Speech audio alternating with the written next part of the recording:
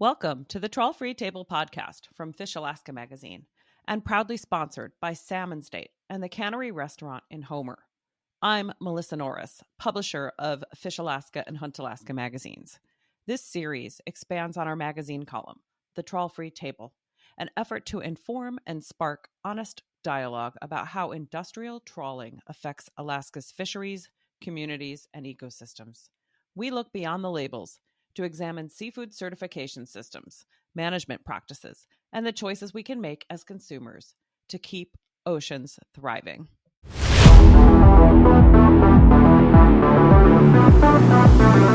Today's guest is someone who's never been afraid to stir the pot in the name of Alaska's fisheries. Based in Homer, Captain David Bays has long been a voice for sport fishermen, conservation-minded anglers, and anyone who cares about the future of Alaska's oceans. David is a founder of the Stop Alaskan Trawler Bycatch Facebook group, a grassroots movement started about 5 years ago that has grown into a powerful platform for awareness and advocacy. Through his posts, data-driven insights, and unapologetically bold commentary, he's sparked conversations and sometimes controversy that have brought the issue of bycatch to the forefront of Alaska's fisheries debate. A sport fishing charter captain and past president of the Alaska Charter Association, David brings decades of firsthand experience on the water. He also holds a degree in biology, a foundation that fuels his analytical approach to fisheries management. Though he once set out to teach in the classroom, today he's educating Alaskans and the world in a much bigger arena. David, welcome. Thank you for being here. Yeah, thanks for setting it all up. Absolutely. Yeah, I have to say you do just an amazing job of connecting all the people together who are all at the ground level of all of this. So thank you so much. Yeah, it kind of sells itself. That's I guess my big push has just been if we tell people the issue that they put everything together on their own and then take it forward. You know, before we dive into these particulars, what's the story behind establishing the group, the Stop Alaskan Trawler Bycatch group? Well, another person had initially set it up. It kind of started in COVID. I'm in the charter fleet, and when they regulate halibut specifically, the scientists figure out how many halibut can be caught each year, and that's essentially the whole halibut pie. Then they start to divvy it up, and they say subsistence comes off the top, and then trawl bycatch comes off the top, and then the charter fleet and the longliners get to split essentially everything else. Unguided sports fish comes off the top too. But as we were going into the COVID year, we came up with the most restrictive charter regulations we'd ever faced for halibut. So it was going to be shut down 2 days of the week, which is about 33% of the season. I think there was an annual limit on the fish. The second fish was really small, but we were still looking at these trawl bycatch numbers that were just huge. We're, essentially rubber stamped statewide to catch 5 or 6 times what the charter fleet was going to catch. And so myself and some other charter people just were overwhelmed by the hypocrisy of it, I guess. And it had always been brewing in the background, but it's the same as any other problem that until it really hits your front step, it's hard to put the effort in. But this was kind of the breaking point. So you're saying that the numbers came out and it was like just all telling all at once that the trawl numbers were exorbitant? Yeah, essentially. So it used to be that the halibut pie, like how many pounds of halibut could be extracted each year, was so big that even when trawl bycatch was taken off the top, there was still plenty of pie left for everybody else because there were more fish around. Right. But it was just kind of this perfect storm of the halibut pie had been shrinking. And so as a percentage, the halibut bycatch, trawl bycatch became bigger and bigger until the point where it was really squeezing out other people or becoming more than anybody else caught, at least in the smaller sectors. Yeah, that makes sense. I mean, everybody wants to conserve the resource. Everybody believes in longevity and what our kids are going to do. But it has always been a hard pill for everyone else to swallow that we're going to be cut back with rod and reel in order to save the resource. But what's really happening is the fish that we don't catch end up being dumped as bycatch, so there's like this hypocrisy level where you can only take so much. It's pretty obvious that the burden of conservation is not shared among the user groups. Yeah. So for the folks that really are just becoming new to the issue, maybe they just joined the group, maybe they just caught wind of this podcast we're doing that's in liaison with the column that we started in the magazine called Trawl Free Table. Can you tell listeners, define trawl fishing for them? Maybe the way to define it is to say what it's not in a way. So in typical fishing, the world thinks of when you fish for something, you fish with like a baited hook, and there's one hook that catches one fish, and you can control how deep you fish or what bait you use or what time of year you fish to essentially just target the one fish that you want to catch. And that can lead to overfishing too, but it just happens at a slower level.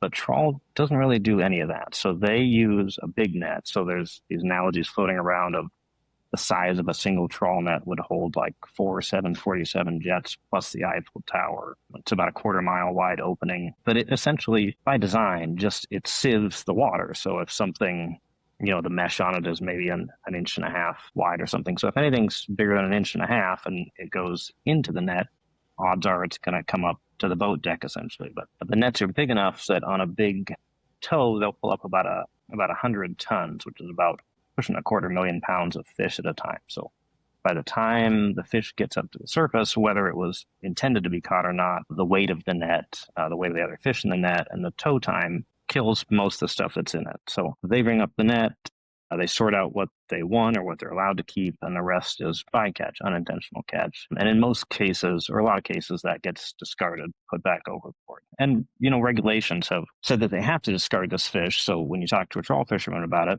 they're crabby and that they have to throw it back, but it also has to be disincentivized so that they're not targeting the wrong fish. But anyways, all this bycatch adds up. So they say the trawl fleet fishing in Alaska has about it's 141 million pounds of bycatch per year has been their average for the last 10 years. And that's what's observed. That's what's made it up to the surface to be counted. So that breaks down to about 16,000 pounds of waste per hour, or about 1.4 billion pounds per decade of waste. And no other fishery competes with that or comes close to it. The typical trawl talking And that's just in Alaska. Yeah, and really the biggest thing is that that's just what's observed. So they talk about observed bycatch comes up to the deck. People see it. It can be recorded. But if you're dragging this quarter-mile wide net across the seafloor all day, every day on 30 or 40 different boats, the habitat damage and the stuff that gets essentially mowed over on the bottom that doesn't make it to the surface, nobody knows how much it could be. It could be more than the observed bycatch. So it's a starting place number, but nobody is buying that it's the total. What species and areas are typically trawl caught fish here in Alaska?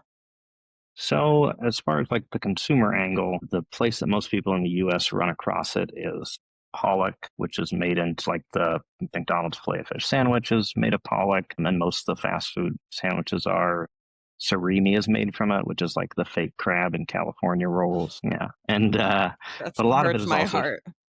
Fish sticks is like a classic. So any like bulk, essentially low value fish is probably going to be trawl cod. And it's not a super desirable or valuable fish. Kind of one of the telltales of it is you'll never see pollock, or like arrow-toothed flounder is another one, like on the ice display at the seafood market. It just doesn't do well in that scenario. Like if it gets ground up or minced or put into patties, then you could sell it. But it's not a fish that like looks good as a fillet on ice type thing. Interesting. And there's a couple main fishing areas in Alaska. There are different regulatory zones. So the Gulf of Alaska, that gets abbreviated to GOA. That's around Kodiak, essentially. And then the Bering Sea, like where the crabbing happens out at Dutch Harbor, and they combine the Bering Sea and Aleutian Islands. So you'll see BSAI as the abbreviation for that area. And so, there's a whole different, since we're still defining trawl for folks, and even folks that have heard about it and realize it's a bad deal, like there's a scale to this trawl fishing. There's, a smaller Alaskan, maybe local, running some trawl boats, maybe out of Kodiak. Mm-hmm. And then there's your factory size trawl boats, right? Yeah. There's a kind of a big difference on that footprint. So it's like hard, where do we draw the line?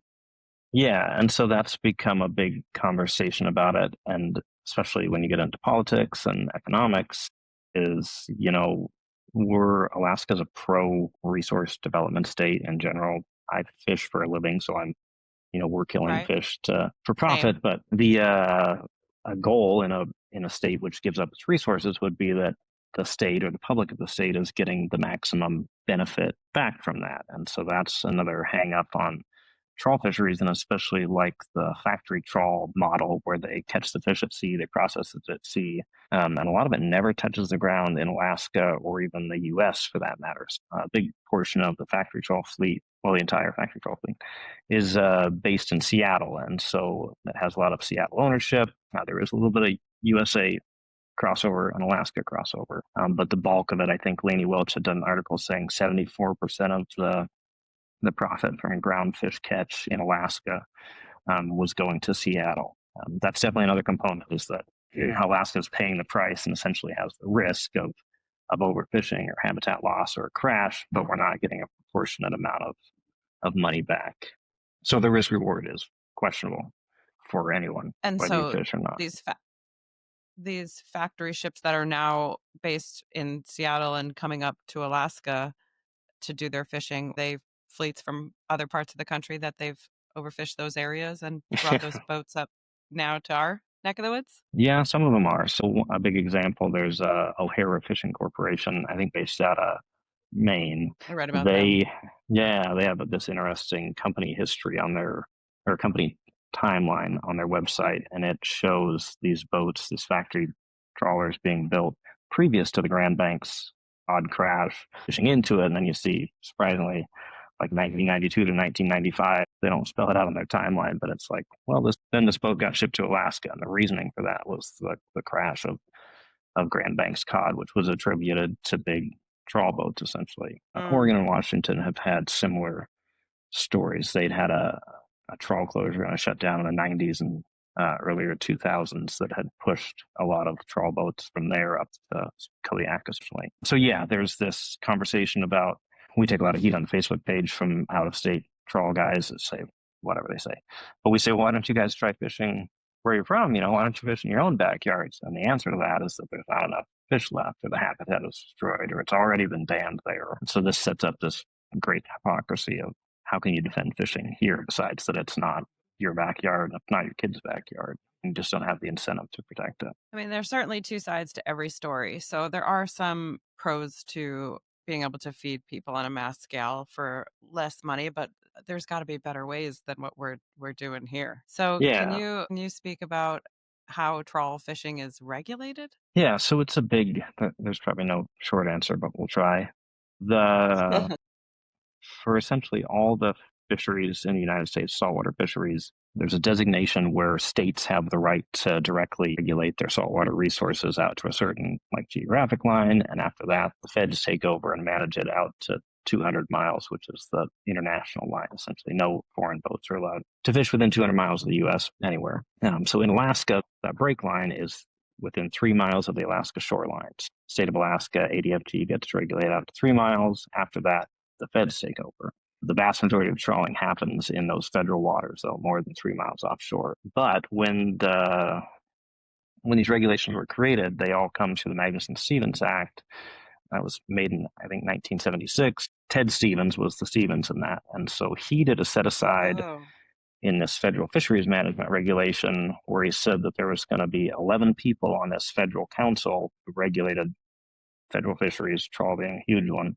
But 6 of them were going to be put in place by the state of Alaska governor. So that was Stevens's little kick, that essentially we were going to take this federal. He did a set aside in here where Alaska could never lose out, essentially, in this regulatory process, because we were guaranteed a majority of the voting members, even if Seattle gets some seats, Washington gets some seats, Oregon gets some seats. But Alaska runs the show. And so that has really been called into question in the past of, are the people put onto that board by the Alaska governor truly representing Alaska interests, or are they, representing the wants and needs of their employer? In at least one case, the employer of one of these representatives is a Seattle-based lobby or trade group, which covers trawl in a big part. So, that's gotten pretty complicated, and it's become contentious enough that governor candidates are now starting to look at it. People are starting to ask gubernatorial candidates, who are you going to put on here, and why? Yeah. It's a whole skulk of foxes in the henhouse. Yeah. Yeah, my next question is about local politics, Mm-hmm. and how we can get someone in place who is going to stop this insanity, right? Yeah. So there's a couple of candidates professing, right, that they're anti-trawl and they want to make change, etc. But have we been down that road a little bit too?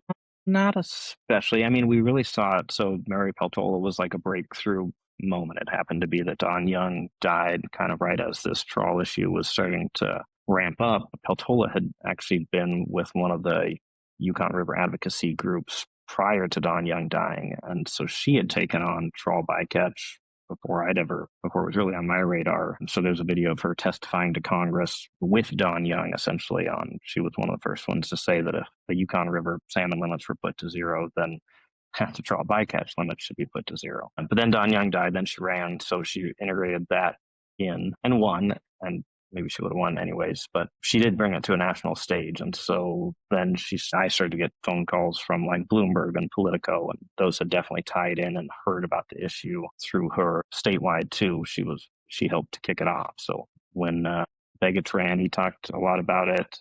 And now, of course, we have the 2026 election coming up. So that's going to be Dan Sullivan's up for re-election. Nick Bycatch is up for re-election. And Governor Dunleavy has termed out. So there'll be an election for him as well. And we're starting to hear little tidbits, but it's still early, I think. Yeah.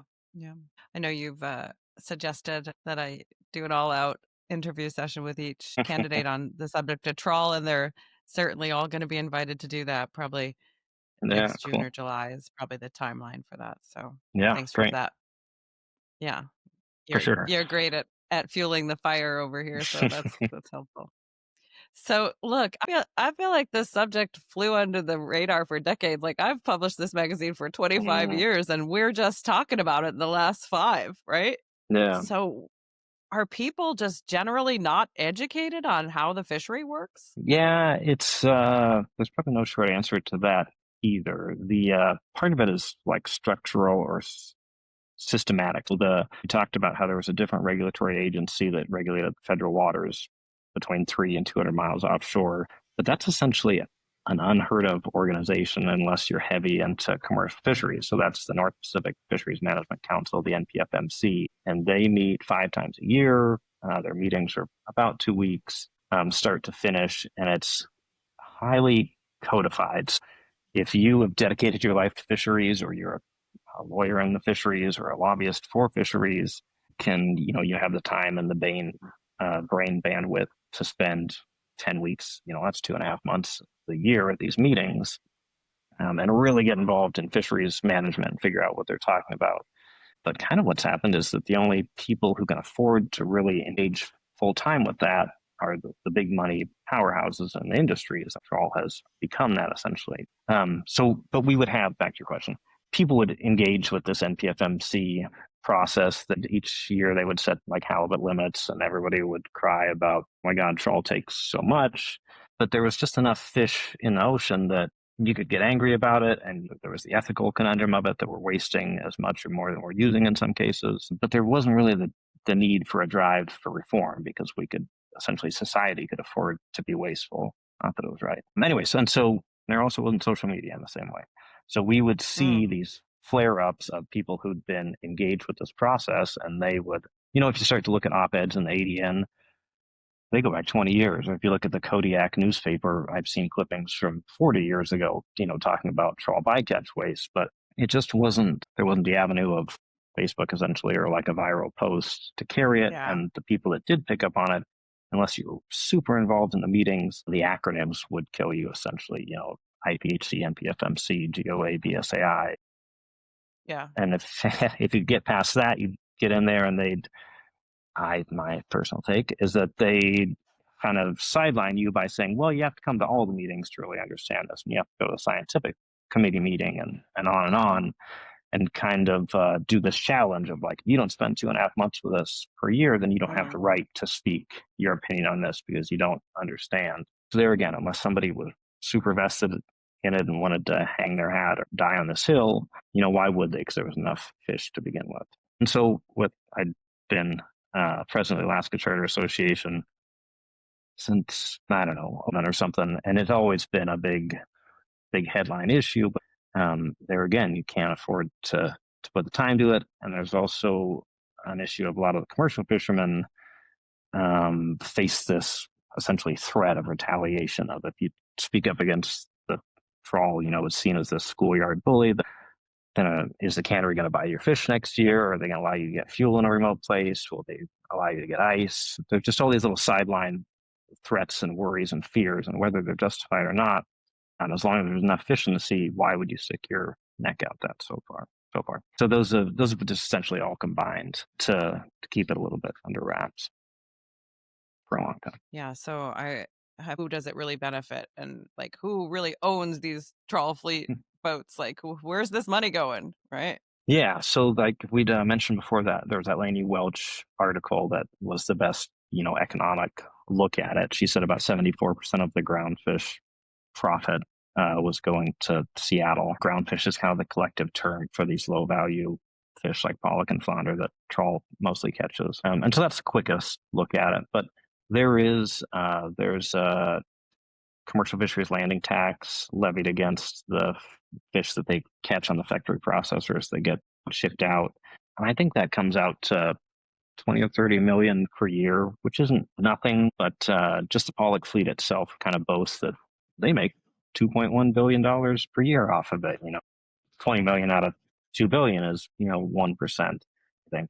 Anyway, so a lot of money getting thrown around, but not necessarily a lot coming back to Alaska. There was also a set aside when they created that Magnuson-Stevens Act. Senator Stevens supposedly was worried about fish being caught and essentially never touching the ground in Alaska, which a lot of it isn't. His stab at preventing that was to create what he called the CDQ program, so the Community Development Quota. And that took 10% of essentially every fishery in the Bering Sea each time it was rationalized. So when a fishery begins, it's typically open access. Anybody can pay 80 FT, $50. They go out, they fish. What you catch, you catch. But when a fishery is rationalized, that says that you have to have a history in this fishery, and we're going to split it up into essentially a quota share system where only the people that have done it can continue to do it, and you can, in many cases, buy and sell this quota back and forth. And so most of the fisheries have been rationalized. And when that happens, they set aside 10% of the total. So 10% of the crab, 10% of the halibut, 10% of the pollock, the other trawl species, go to these communities within 50 miles of the Bering Sea. And they call it Community Development Quota or CDQ quota. And so those communities now have started, especially as like the crab resource has gone down and the halibut resource has gone down, a lot of them are finding that the only profitable fisheries stake in the Bering Sea they have left now is in trawling. So some have decided to outsource their trawl quota to other Seattle corporations to be fished for them. Some have started to buy their own boats or double down and try and get more quota to make it a bigger part of their portfolio. But that's become controversial even with the members of these towns that they represent. And the biggest highlight of that is on the Yukon River, because you'll have these villages or rural communities within 50 miles of the Bering, within 49 miles of the Bering Sea might love trawl because they make a bunch of money off of it, but all the communities 51 miles up to 1,500 miles all the way into Canada might be vehemently opposed to it because of their salmon bycatch. So it's created this interesting divide in rural Alaska where one group are the haves and the other group is the have-nots. And even the haves aren't sure that ethically what they're doing is right. It's like subsistence is perhaps being replaced by this massive trawl system that nobody knows if it can last or how long it'll last. Wow. Yeah. It's so much. Yeah. Yeah. What do you think we can really do, like as individuals? Yeah. So I think a huge linchpin in all of this is that the Alaska governor gets to pick a majority of these federal fisheries and PFMC reps, and it's a majority rules council. So if 6 out of 11 people vote one way, they can theoretically get some things passed. They would face some lawsuits from trawl, and who knows what court it would end up in. But at least symbolically, you could get that conversation started, and it would have to go through a process outside of one which is trawl dominated, which the NPFMC kind of is. Anyways, but the governor, I think the tipping point for all Alaska politicians is they right now, many of them, get a lot of campaign contributions from trawl. Any politician can take campaign contributions, you shift that into political ads, and that's how you get votes. But there's a finite amount of votes that you can get through having more political ads. So I think the tipping point is when Alaskan politicians realize that they can get more votes by being opposed to trawl than they can by accepting trawl money and then converting that to votes through political ads. And I think we're there, really. I don't know if the politicians have realized that, or if we're in a scenario where a candidate for governor could get up, this have a trawl corporation, hand them a check for $100,000 and say, we want to work together, and say, no, I can get more votes if I hand this back to you and tell the world about it. But I think we're there. And you'll see that through that that Facebook group. So Alaska has about 700,000 residents. I think in last election, about 260,000 people voted. But that Facebook group's 50,000 people. These Alaskan politicians are winning elections by 5 or 10,000 votes. They're pretty close. Even if all 50,000 in the Facebook group aren't from here, or they aren't voters, they're not old enough, it only takes 10% to twist an election one way or the other. So that's going to be the big realization, I think, for Alaskan politicians. And it's the quickest way to get something done. Yeah, our federal representatives, Congress and Senate have opportunities to work on it as well. Yeah, the Magnuson-Stevens Act is supposed to be renewed maybe every 10 years. I think it's way past due, but there could be tighter regulations built into that if it happened. So there's opportunity there, but it literally takes an act of Congress, whereas the Alaska governor could just not put trawl representatives on that federal council and let things kind of shake out systemically or through the process. For folks unlike us who get to harvest our own fish and put all of that in the freezer as a consumer at restaurants, or for folks who want to eat sustainably caught fish, what do you recommend for them? So there are a few species which trawl can never catch. Any salmon, halibut, or crab that's wild caught in Alaska would be illegal for trawl to have caught and enter into commerce. So those are always safe bets. On the flip side of that, or if you see something advertised as whitefish, or the real low grade flounders, like I think I can't remember, maybe Arby's has a flounder fish sandwich as a trawl caught low grade fish. And those are the ones to definitely be avoided. But the problem we run into sometimes are there a few species that are caught multiple ways. So black cod or sablefish is a big one. It can be sustainably caught by longline, but it can also be caught by trawl. So that's one to ask whoever is selling you the fish where it came from. And the same with gray or Pacific cod. Those can be caught with pots or long lines or jigging, but they also catch a lot in trawl. So those are two to ask your fishmonger about.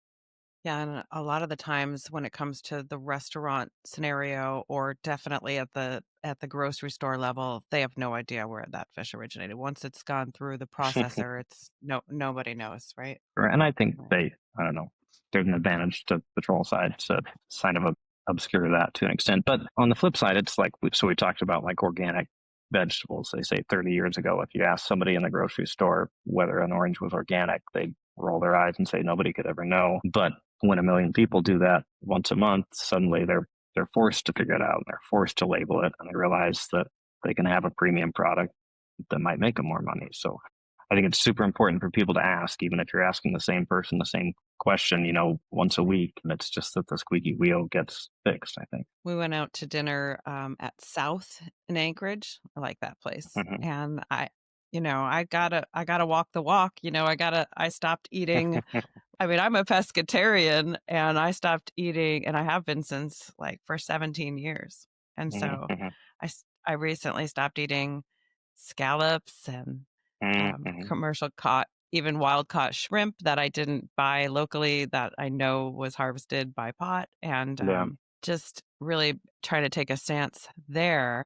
So we were at South Restaurant, and I asked the gal, if she knows how the fish was caught. She did not, but she was so awesome. She went back and got the box Mm-hmm. out of the freezer and brought it to my table to review. And I Yeah. was like, "No, I can't eat that, but thank you for doing that and Mm-hmm. knowing." Like, and she was like, "Oh, I Cool. didn't even know." Like, so Yeah. people get educated, and Well, I we have mean, that's folks like, like, yeah, I mean, that's like the capitalistic society or model. If somebody decides that there's an advantage of pleasing the consumer in one way or the other, and somebody takes off and runs with it and makes some more money, and it's good for business and it's good for environment. I think we've seen that with the cannery. They stuck their necks out to do like this trawl free menu, which took some tweaks, and they had to change some sourcing and some menu items. But now, I mean, we hype it up and people are super excited about it. And we hear people saying, if I ever go to Homer, this is where I want to eat, even if they've never heard of it before. So I think there's lots of yeah. opportunity for places in Alaska and everywhere to do that. And I've had a good talk with Chris too, and Chris Miller, one of the owners of the cannery, along with his buddy Cody Fry's business partner. They stand on the Mm-hmm. same line as us here, and he's had other restaurants ask him about inquire about how to do it. And our interview talks about what he recommends there too, because I hope it inspires more change. Like that's the whole idea. And Yeah. I'm definitely in it to win it with you. And I want to see a trawl free label, much like the sustainability labels that are Mm-hmm. showing to be more marketing than science. And Yeah. hey, I we know marketing. We can make a trawl free label. Yeah. So For sure. people got to ask how their fish is caught. And if they don't Hmm. know, chances are it's trawl. Yeah. Good chance. Yeah. I had the Caesar salad aha moment a few weeks ago, and I was like, "No, the anchovies!" Oh, the answer. But then I found, I had to do my due diligence and find that like that Wild Planet had an anchovy that they're Mm-hmm. saying is caught by seine. Oh, yeah. So it's regional and it's very specific, and you have to watch for that. Hmm. For sure. The MSC labels have been really interesting. So we've had a couple reporters have dug into that, and it's kind of come under attack. But one of the issues, I mean, the big picture issue there is that MSC stands for Marine Certification or Sustainability, Stewardship Marine Stewardship Certification or Council, Council. yeah, Council. I think council, Um, and they they have have the that Blue little blue. Label program, the Blue Yeah, and Label that's program. I think it's super big in Europe, which is a big consumer of what we do. But I think the most important thing to know about that is one of their number one sources of funding for the organization is essentially a kickback. So from each pound of fish that's sold with their label on it, they get a kickback. They get a percentage of it. They essentially charge the fishermen to put their label on the fish. And so if they stop certifying something like Alaskan pollock that puts out 3 billion pounds of fish per year, that's a massive hit Big to hit their to the bottom line. bottom line. And that doesn't necessarily mean it's a bad organization or that scientists there aren't doing good work. But there again, in a capitalistic society, there's no denying that you have to have money coming in to make something work. So there's certainly concerns that that gets overlapped. Another big thing with the MSC is that they will take, so when they do sustainability certifications, they're not anti fishing and they have to have some sort of data set to base it upon, like what's sustainable and what's not sustainable. So a lot of what they do is they'll base their sustainability ratings off of what like NOAA Fisheries and the NPFMC puts out. But a classic example of that is NOAA Fisheries tells us that statewide in Alaska, we could catch up to 26 killer whales per year and kill them before it becomes unsustainable or before we put the killer whales at risk, essentially. And so that's what the MSC adopts. They say, well, these trawlers haven't caught 26 killer whales or they haven't caught 3,000 ribbon seals this year. So that hits our definition of sustainable. If the consumer knew that, they would die, like it's the dolphin free tuna. I think actually they had an issue with Right. that on dolphin free tuna where they were like, well, there are some dolphins, but not too many. And so it there again comes back to consumer outcry, essentially, and what the consumer demand. Yeah, I think there's going to be more that comes to light surrounding those certification labels. I'm doing some research now for a piece I'm working on Mm-hmm. for our next issue, and I'm just like eyes wide open and giving me a headache. But yeah, there's programs. There's programs that have been originated here in Alaska by our own seafood marketing institution, our Mm-hmm. state funded seafood marketing institution, and now there are international programs that are run by nonprofits that's been handed off to. Yeah. I think it has to have that like degree of separation for it to be effective.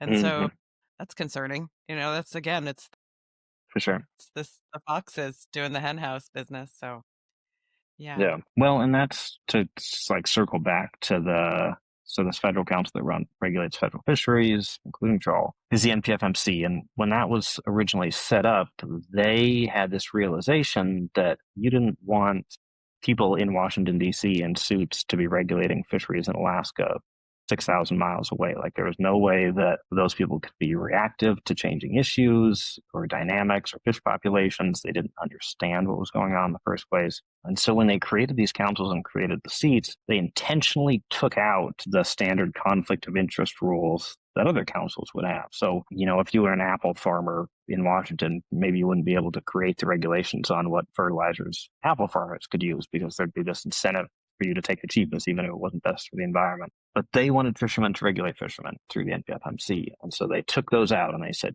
you can be a trawler and you can vote on trawl issues because that's the only way for this to work, fishermen to regulate fishermen. But at that time, my assumption is that they they just didn't think it would go this far. So now we have an NPFMC board where very few, if any of those people have ever fished as their primary source of income. So now we have, instead of these 11 rough and tumble fishermen that come in from the Bering Sea and build up fishing from all these different groups, we have like lawyers and lobbyists and COOs in suits who are looking at this spreadsheet for what their company needs compared to what the resource has, and they're trying to match them up, and kind of everything else be damned. So there's kind of a saying around the NPFMC that if you ever just locked all these fishermen in a room and said, you guys can't come out until you come up with a reasonable solution, that they just hammer it out, because all the big problems are known, all the big potential solutions are known. But if Trawl has an outsized amount of votes on the NPFMC, you just can't get it done, no matter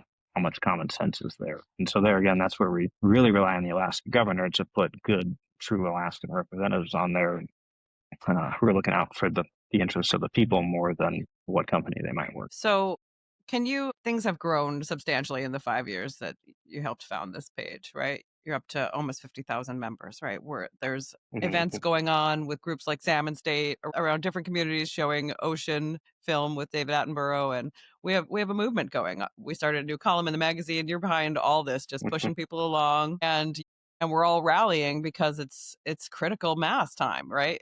Change has to happen. So did you know what you were getting into with all this? Did you envision it to come to this level? You dedicate a lot of time and energy to it. I mean, you're not paid for that. This is your passion. Yeah, yeah, I guess it is. I imagined a longer timeline. When I'd started into it, I'm really stubborn. I'd imagine that, I told myself, like, you can't get disappointed if you don't see progress on this until 20 years from now, essentially, because you're working through the federal government and the process, which is just notoriously terrible and slow. So I have been surprised and inspired by how quickly it's taken off. But I see my job, self-imposed job in it, that I think it's a public resource. I think it's an Alaska resource. I think it's a USA resource. We talk about public land debates in hunting and fishing across the lower 48 are massive. And what we have underwater is essentially public land too, but it doesn't click for people that way. But it is, that's public resource, public ground. And so this is like, what if we had bulldozers running across Yellowstone? Every person in every state in the nation gets that that's a public preserve. And that's how I see the seafloor too. It's hard for people to connect the dots. Anyways, so if there's 330 million people in the US, I think all of those people should know what's happening and what the concerns are. And then if they want to turn that into who they vote for in politics, then they can and they should. But if they don't, then that's fine with me too. It's not the outcome I necessarily want, but they deserve to know because it's public stuff we're dealing with. And that's a big frustration for me, even with our current delegation, is I've had these conversations of like, why don't you guys just, you can post the bycatch numbers, you can post these reports to help inform the nation, but Trawl frequently sees that as a personal attack against them, or they say, well, we're going to lose money and that the USA economy loses money and, you're ruining people's lives to report what's going on. But I don't think that's realistic or ethical, essentially. So I think that's what needs to change.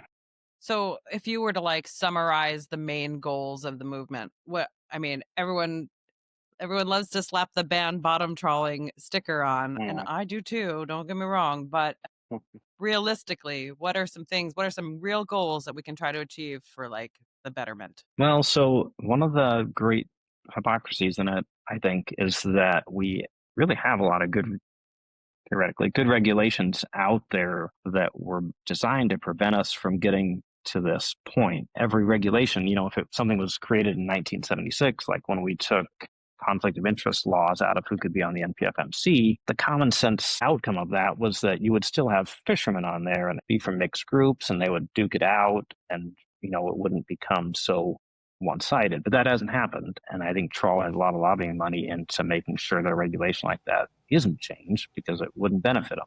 And there's always a big conversation about the issue of midwater trawl nets being on bottom. There's a reason that the two net types are defined, and there's a reason that bottom trawls are taken out of ecologically sensitive areas to protect the seafloor, but midwater trawl dragging on bottom isn't being taken out of there.